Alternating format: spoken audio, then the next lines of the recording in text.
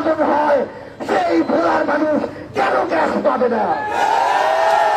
সেই ভোলা থেকে আমার স্পিড বোর্ডে হোক, লঞ্চে হোক, ফেরিতে হোক, একজন রোগী বরিশাল মেডিকেলে যেতে যেতে মারা যায়, সেই ভোলায় কেন মেডিকেল কলেজ হবে না?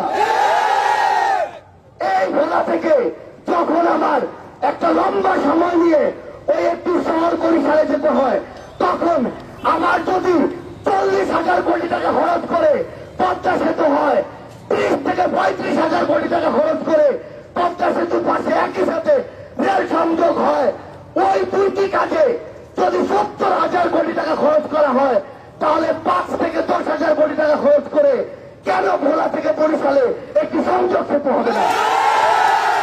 আমরা স্পষ্ট করে একাত্মতা ঘোষণা করছি আজকের এই মঞ্চ থেকে, এই সংযোগ যে সেতু সেটি বরিশালের একটি মেডিকেল কলেজ বরিশাল থেকে ভোলায় নিয়ে আসতে হবে এবং যেটি ভোলার মানুষকে নিরবিচ্ছিন্ন সহযোগিতা করবে। এবং এই যে ভোলার গ্যাস সেটি যেন সিন্ডিকেট করে শুধু ব্যবসা করার জন্য ভোলা থেকে কেউ রক্ত চোষার মতো নিয়ে না যেতে পারে সেই ব্যবস্থা করতে হবে। আমার এই ভোলার সহযোদ্ধারা আমাদেরকে বলেছে, যারা আমার এই জসিম ভাই সহ আমার অসংখ্য ভাইকে রক্তাক্ত করেছে তাদেরকে বিচারের আওতায় নিয়ে আসতে হবে। ওই সময় যে এসপি এবং তার সাথে যে অফিসার কনস্টেবলরা আমার ভাইদের উপরে নির্বিচারে গুলি চালিয়েছে, তাদের শাস্তি যেন শুধুমাত্র বদলি না হয়। আমার ভোলার সহযোদ্ধারা আমাদেরকে বলেছে, এই বাংলাদেশে এতদিন ধরে এই যে অরাজকতা চলেছে, এই যে চাঁদাবাজি সিন্ডিকেট চলেছে, এগুলোর বিরুদ্ধে গিয়ে এই যে বিভিন্ন শ্রেণীর মানুষকে বিভিন্ন ভাবে সেবা দেওয়া হয়েছে, কাউকে স্যার বলেছে, কারোর সাথে তাসের মতো ব্যবহার করেছে, এই বৈষম্য বাংলাদেশ থেকে দূর করতে হবে।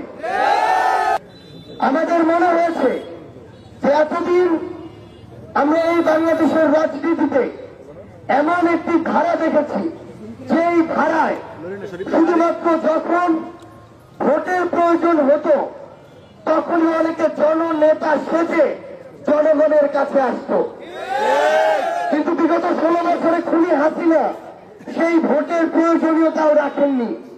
তাই কোন নেতাকে জনগণের কাছে আসতে হয়নি। কিন্তু আমরা মনে করি এই অভ্যুত্থানে আমরা ঐক্যবদ্ধ ভাবে হাতে হাত রেখে কাঁধে কাঁধ মিলিয়ে লড়াই করে স্বৈরাচারী খুনি হাসিনাকে দেশ ছাড়া করেছি। আমরা ঐক্যবদ্ধ ভাবে এদেশের প্রাচীন বিরোধী সকল দলের মতের ধর্মের বয়সের শ্রেণীর মানুষ একসাথে লড়াই করেছি। তাই এটা আমাদের দায়বদ্ধতা, এই দেশের প্রত্যেকটি প্রান্তে হোক কোন দ্বীপ, হোক কোন একটি দেশের সর্বশেষের জেলা, সেখানে গিয়ে সেই জেলার সাধারণ মানুষের কথা শোনা এবং সে অনুযায়ী আগামীর বাংলাদেশের কাজগুলো করা আমাদের সবচেয়ে বড় দায়িত্ব। সেই জায়গা থেকে আজকে যখন আমরা চিন্তা করছি, সেই অভ্যুত্থানে যে স্পিরিটকে সামনে রেখে আমরা রক্ত দিয়েছি, জীবন দিয়েছি, যেই শব্দগুলো এখন আমরা ধারণ করি বাংলাদেশকে নিয়ে, যেই শব্দগুলো দেখি, সেই শব্দগুলো একটি ঘোষণাপত্রে লিখিত আকারে থাকা প্রয়োজন।